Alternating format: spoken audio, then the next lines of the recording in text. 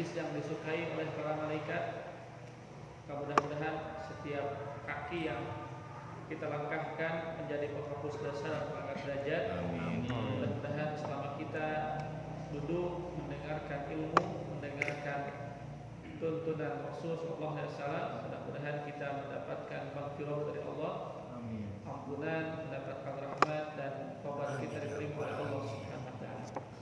Mudah-mudahan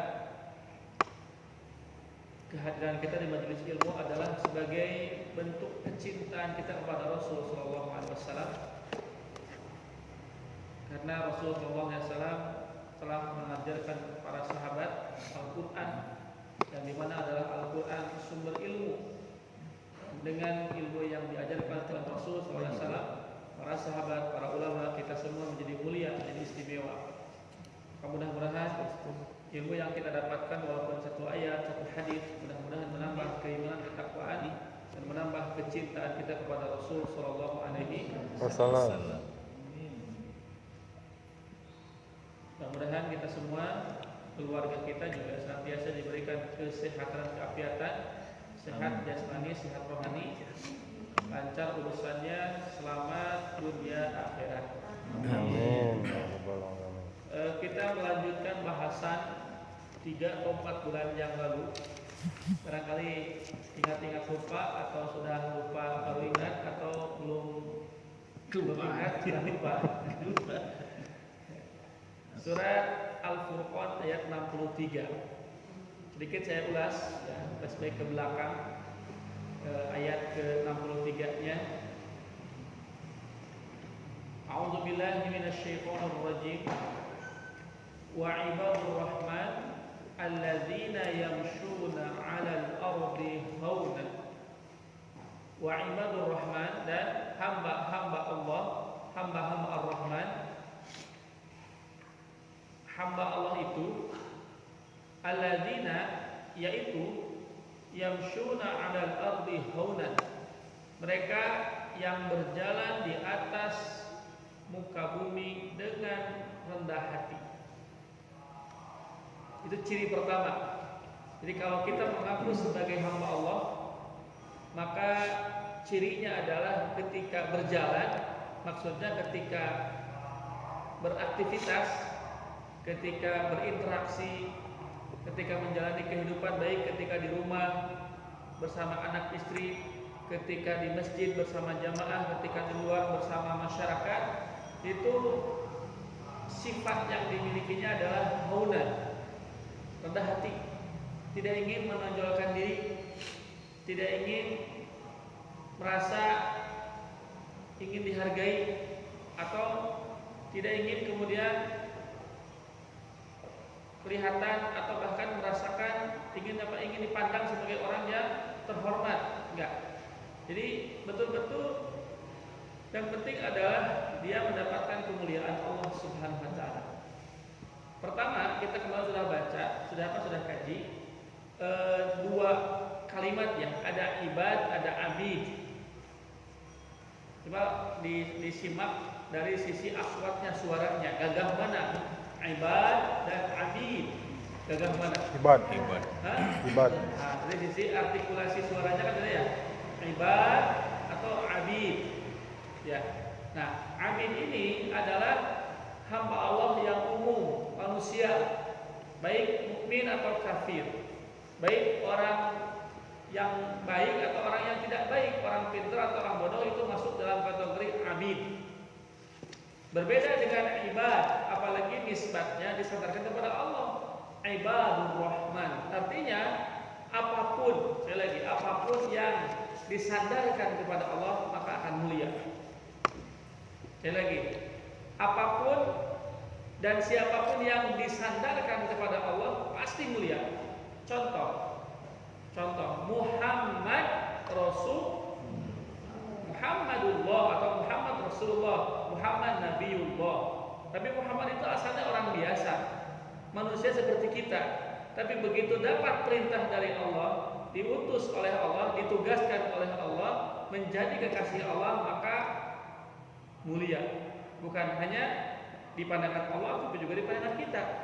Karena orang kalau sudah dimuliakan oleh Allah pasti dimuliakan juga oleh kita. Beda ketika orang dimuliakan oleh manusia, belum tentu dimuliakan oleh Allah Subhanahu wa taala.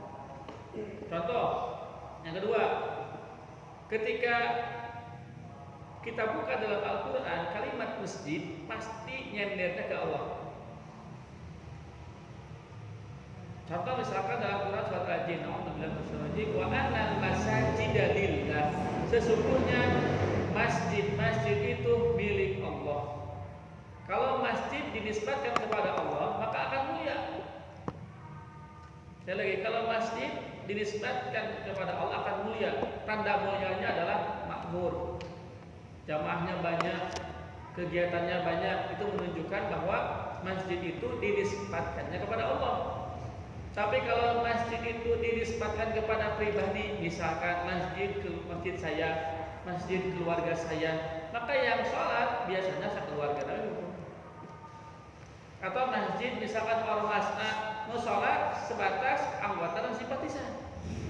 Tapi begitu masjidnya masjid Allah, siapapun selama dia muslim, walaupun mungkin beda organisasi, walaupun bukan keluarganya, tapi kalau di masjid ini yang disembah Allah Subhanahu wa taala, cara sholatnya seperti Rasul dan bacaan yang dibacakan dalam Al-Quran, maka insya Allah akan ramai, akan penuh, akan berkah.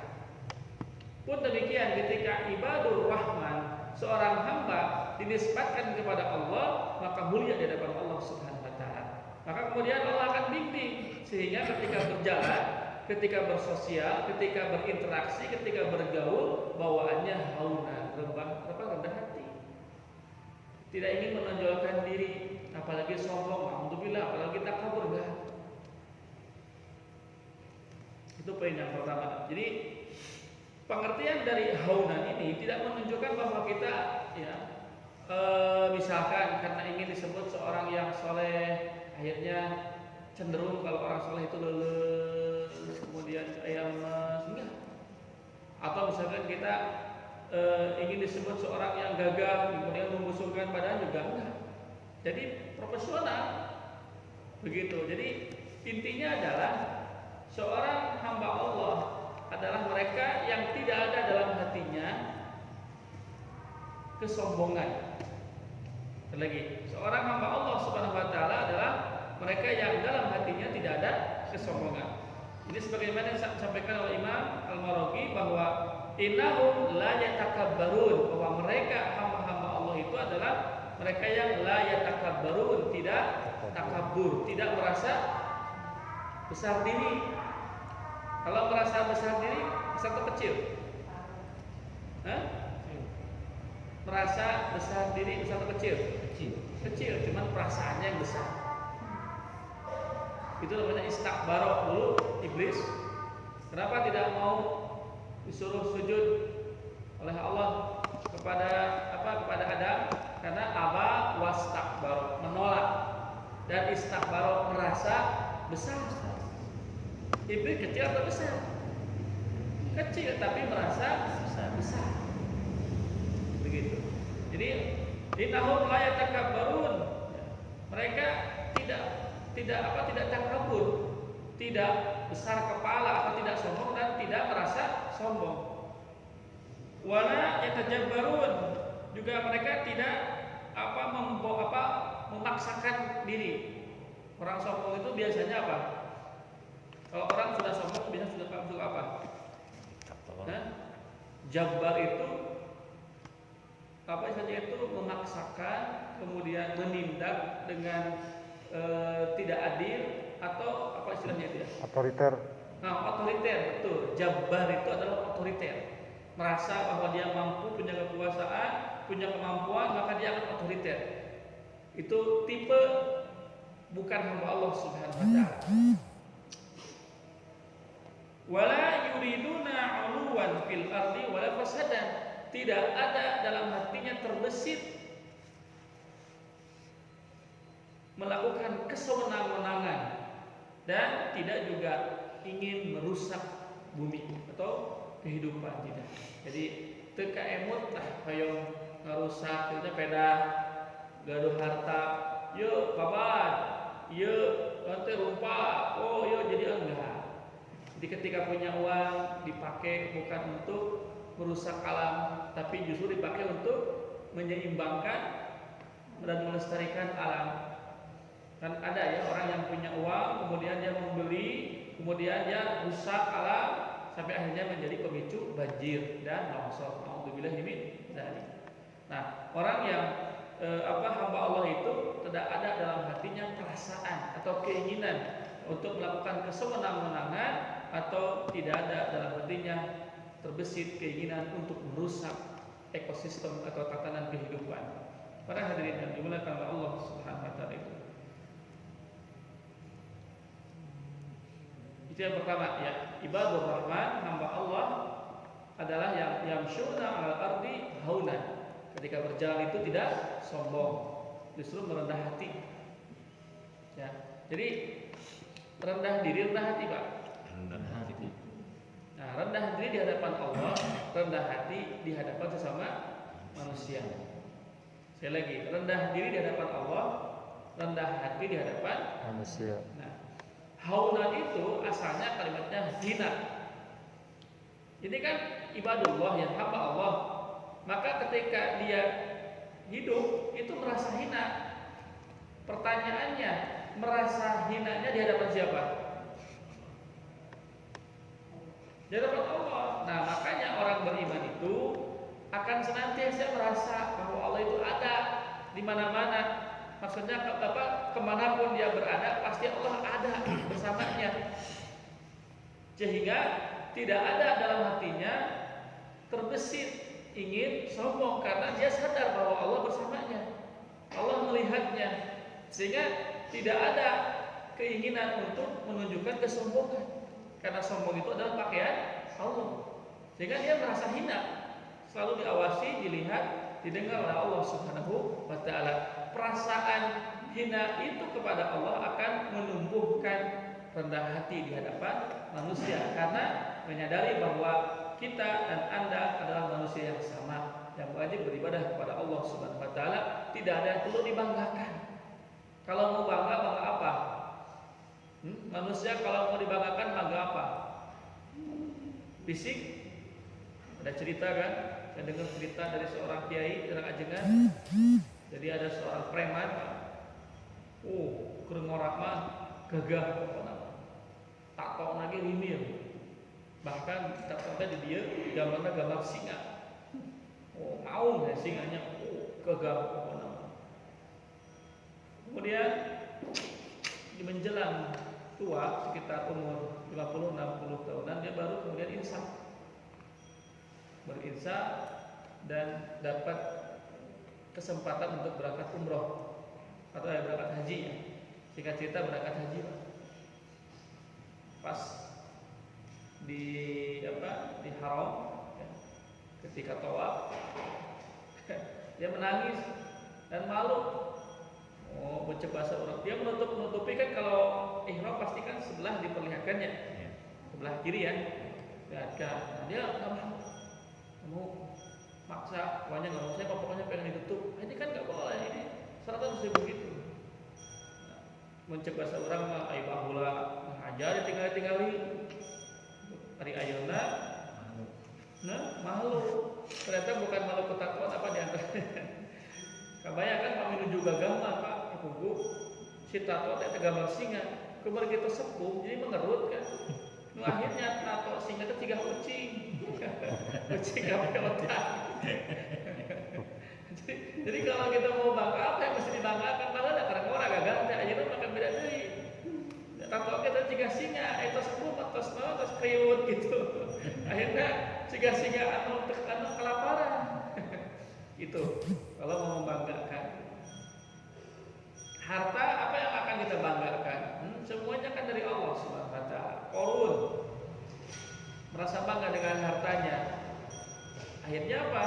Tenggelamkan oleh Allah ke tanah dia dengan hartanya. Fir'aun merasa bangga dengan kekuasaannya sampai kemudian mengklaim dirinya sebagai Tuhan. Ana rabbukumul a'la, aku Tuhan yang maha tinggi. Bayangkan, tidak ada manusia yang berani mengklaim sebagai Tuhan kecuali Fir'aun. Di kita cuma ngaku paling sebagai Rasul, sebagai sebagai nabi, sebagai malaikat ini mengaku Tuhan. Bahkan a'la, Tuhannya juga tinggi. Bukan menandingi lagi Tuhan, tapi melebihi Tuhan. Aku Rabbukum, Tuhan kalian, a'la, yang Tuhan tinggi. Akhirnya oleh Allah Subhanahu wa taala ditenggelamkan. Bahkan jasadnya Allah buat utuh supaya menjadi ayatan, tanda kekuasaan bagi orang setelahnya. Jasad Fir'aun sampai hari ini tetap ada, tidak dimakan oleh bakteri atau oleh ulat, utuh. Menurut penelitian karena mengandung bla bla bla, bukan, tapi dalam Quran sebutkan bahwa itu adalah tanda-tanda kekuasaan Allah bagi orang setelahnya. Maka siapapun, kalau Allah ingin mengatakan siapapun yang merasa sombong, mengklaim dirinya sebagai Tuhan melebihi aku, maka nasibnya akan sama atau bahkan lebih buruk daripada Fir'aun. Begitu. Jadi apa yang akan kita sombongkan? Semuanya dari Allah Subhanahu wa taala. Ada orang yang jago bela diri, tapi ketika kena lada itu ada ahli muantai, ahli muantai jago lah. Tarung muantai jago di Indonesia. Itu disuguhan lada, mencret, mulus. Jadi anggar kan seorang petarung hebat ketika diri, tapi ketika dikasih lada dia mules gitu, bolak-balik ke jamban. Jadi sekali lagi, apa yang akan mesti kita banggakan? Tidak ada. Semuanya sama di hadapan Allah Subhanahu wa taala. Ma indakum yanfadu wa ma indallahi baq. Apa yang kita miliki semuanya akan hilang. Sekali lagi, apa yang kita miliki semuanya akan hilang. Yang kita punya hari ini, Pak, harta yang sudah kita sumbangkan, yang sudah kita sedekahkan, yang sudah kita keluarkan zakatnya, yang sudah kita berikan ke masjid, yang sudah kita berikan ke fakir miskin, itu harta kita. Adapun harta yang hari ini di dompet, di ATM, saham, itu belum tentu milik kita. Jadi kita mati besok, harta itu diperebutkan oleh ahli waris kita.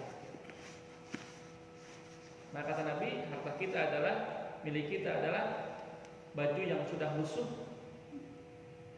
makanan yang sudah kita masukkan ke dalam mulut, kemudian harta yang sudah kita sumbangkan, maka itulah harta yang akan kita bawa sampai hari kiamat. Adapun sisanya itu belum tentu menjadi milik kita, belum tentu menjadi harta kita, belum tentu menjadi bagian kita. Begitu. Jadi oleh karena itu tidak perlu ada yang kita sombongkan, karena semuanya dari Allah Subhanahu wa taala. Nah, yang kedua, ini kita bahas poin yang kedua ya.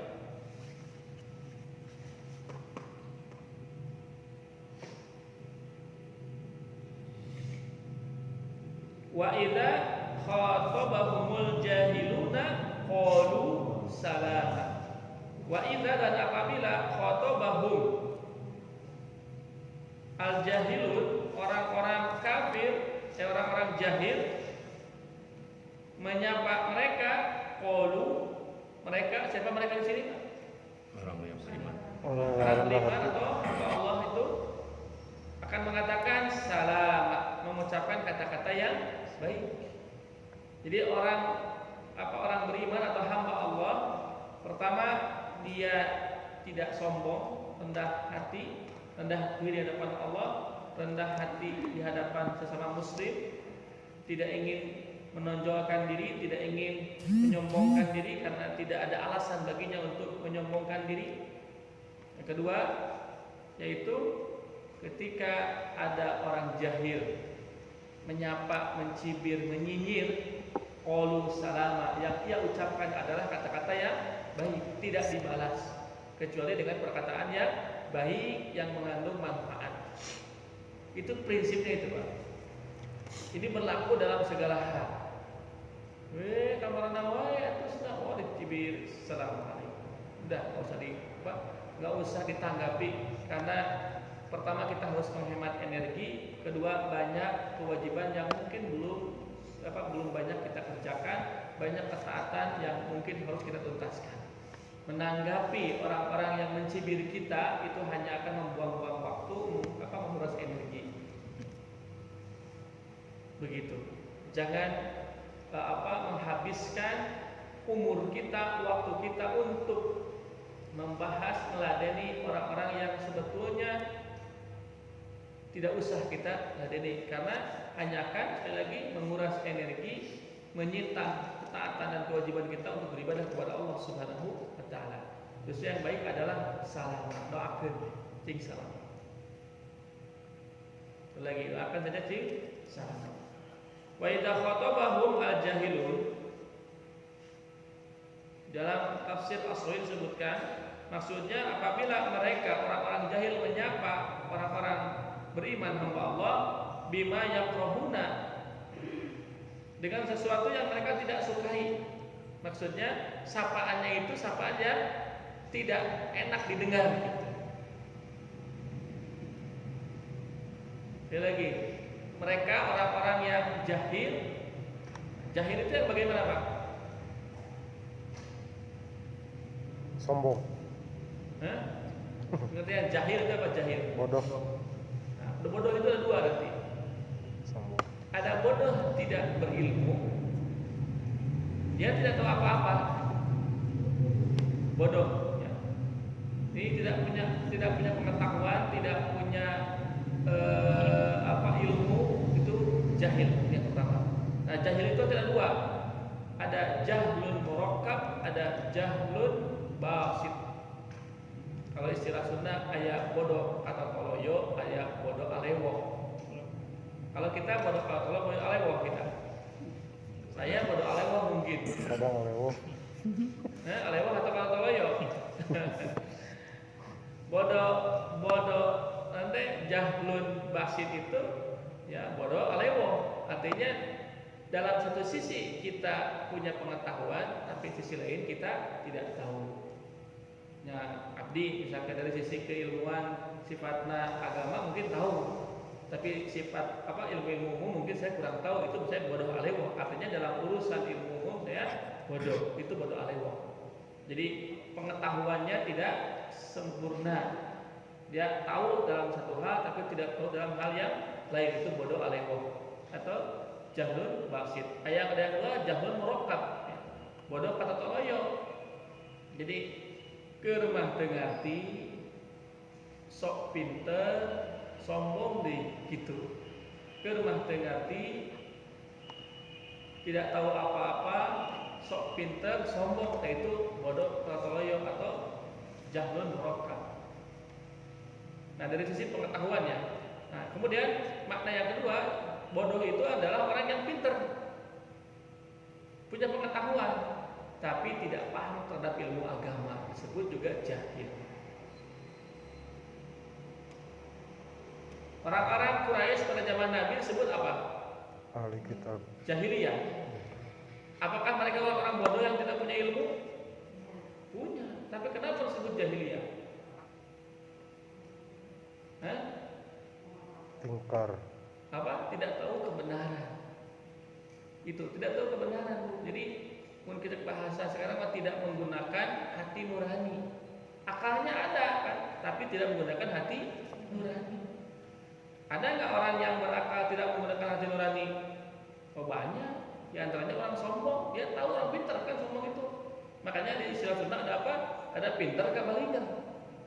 Berarti orang pintar dia orang hebat, orang berilmu. Tapi kabalingan dia memanfaatkan